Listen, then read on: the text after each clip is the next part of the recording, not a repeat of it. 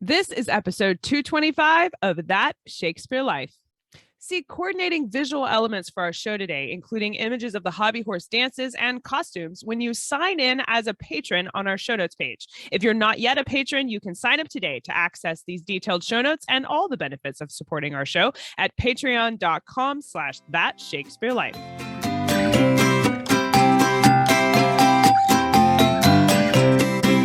In Shakespeare's plays like Hamlet, Winter's Tale, and Love's Labour's Lost, he mentions the hobby horse. His characters use the phrase when they're talking to one another. They will call each other a hobby horse for one reason or another. And if you're like me, the phrase hobby horse conjures up images of kids riding on a stick horse or going to the grocery store with your mom and putting a quarter in the machine to ride this plastic toy that goes up and down. So it's really confusing as to why Shakespeare would want his characters to call each other a hobby horse.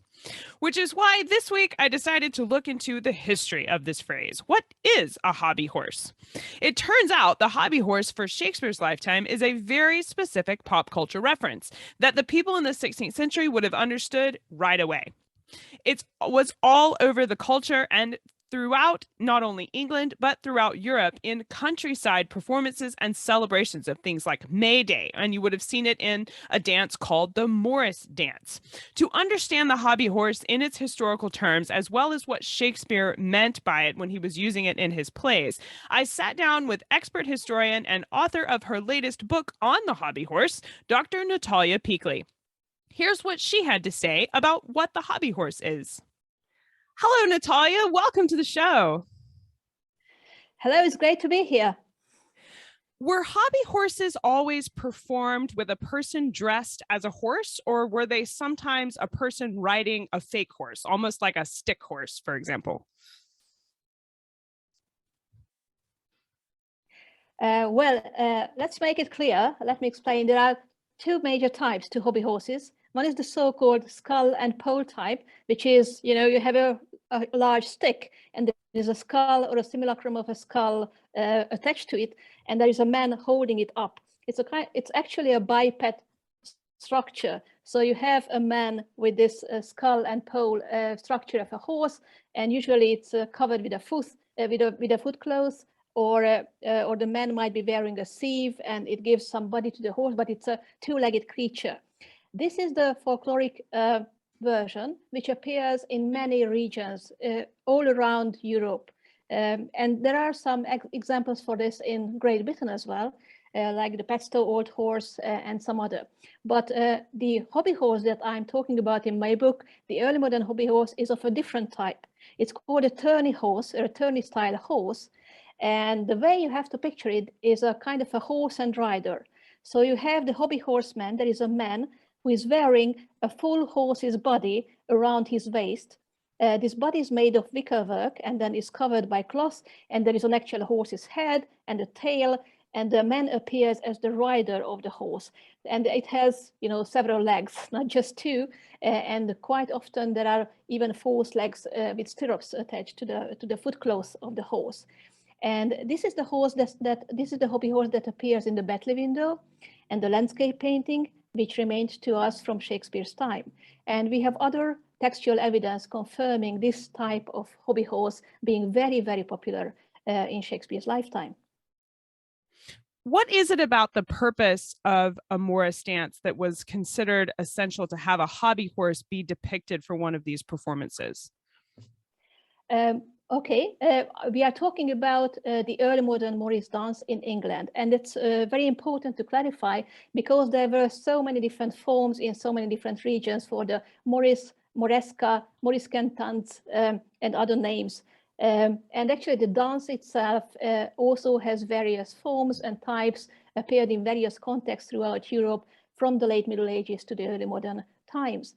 But when we focus on Shakespeare's period and the type of Morris dance that became very, very popular in England in the 16th century, we have a highly popular phenomenon, a set of dancers. It could be 4, 6, or 8 dancers, only men, who were dancing with very high leaps, representing the vitality of folk culture and a kind of a fertility aspect as well.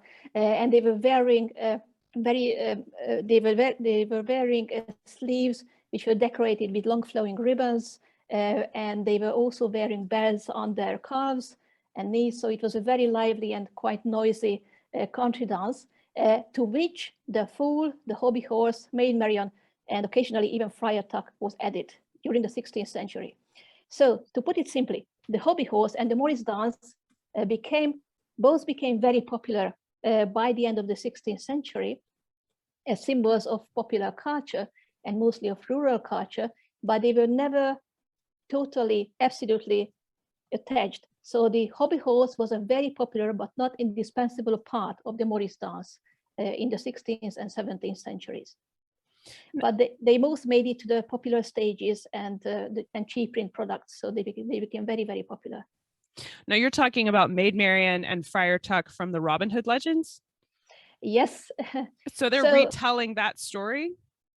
Okay, we can tell that story as well.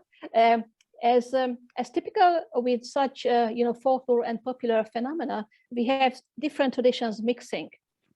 So when you have the Morris dancers with their long ribbons flowing and the high leaves, because they were symbolizing vitality, fertility, and the hobby horse with its aspect of fertility was also attached to it. It was easy to connect them to the other native tradition in England, the Robin Hood tradition, which is also associated with green men and the wilderness and nature.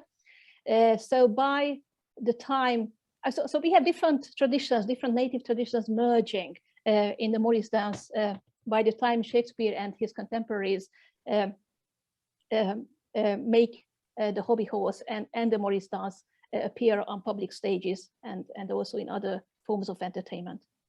So when the hobby horse is appearing in these performances, is it a friendly character or a villain? Definitely a friendly one, although not without a bit of aggression. But it's a playful and a bit sexual kind of aggression that the hobby horse represents. Well, if you look at the picture in the Battle window, or in the if you look at the two depictions of the hobby horse, you can see that it was easy for the hobby horseman to drag a girl under the skirt or the footcloth and do God knows what to the girl there. So it was a kind of an interactive character which not only danced and leaped and entertained the audience, but also interacted with the audience, sometimes in a more or less sexual way. And this is what an anonymous poem refers to from the time. There was this cheap pamphlet published in 1614, Cobb's Prophecies, and there is a description of a country Morris dance there, and I'm just quoting it. So, but when the hobby horse did vihi, oh pretty vihi, then all the wenches gave a tihi, oh pretty tihi. So this association of the hobby horse and wenches having fun together was a kind of a sexual play, or an almost sexual play. And one more aspect to the hobby horse was that in this interaction with the audience, the hobby horse was the character which asked for donations from the onlookers. Sometimes it was the fool, sometimes it was the hobby horse man, or the hobby horse or the hobby horseman, but definitely both the fool and the hobby horse were these extrovert characters in the Morris dance, interacting very strongly with the audience. You can listen to our full interview with Dr. Pikli about the hobby horse, where she answers at least 4 more questions about the history of this particular element of Shakespeare's lifetime, completely free on our podcast called That Shakespeare Life. It's available at CassidyCash.com/episode 225. That's CassidyCash.com/EP225. It's also available to stream and listen anywhere that you like to get podcasts. So iTunes, Google Play, Stitcher, TuneIn, wherever you like to listen, it is available there. Dr. Pikli has graciously sent over a wealth of resources about the hobby horse, including portraits and paintings that date to Shakespeare's lifetime, depicting the hobby horse and what it looks like to see it in performance. We have included that along with links to scholarly works, books, and resources you can use to learn more or explore further about the hobby horse, including a link to Dr. Natalia Pikli's latest book on early modern hobby horses.